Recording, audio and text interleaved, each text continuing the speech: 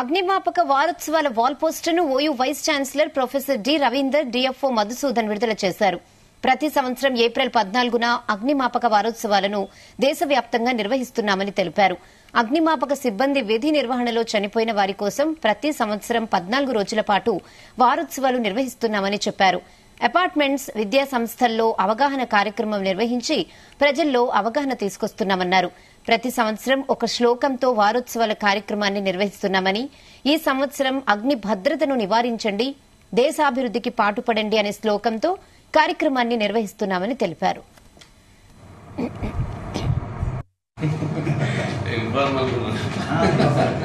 వారోత్సవాలు ప్రతి సంవత్సరం ఏప్రిల్ 14 నుంచి జరుగుతుంటాయి. దేశవ్యాప్తంగా నిర్వహించడం జరుగుతుంది. అందులో 13వ తారీఖు నాడు posters and publicity material release చేయడం జరుగుతుంది.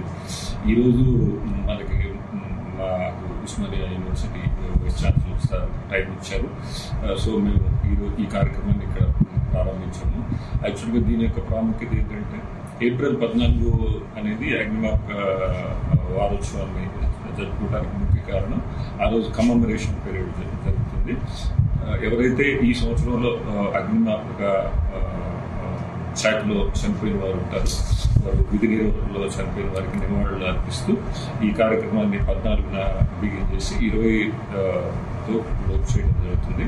ఈ వారం మొత్తం కూడా ప్రతి ప్రిన్సెస్, గృహాలు, పరిశ్రమలు, ఎడ్యుకేషనల్ ఇన్స్టిట్యూషన్స్, తర్వాత అపార్ట్మెంట్స్, ఇట్లా డిఫరెంట్ ప్రిన్సెస్ లో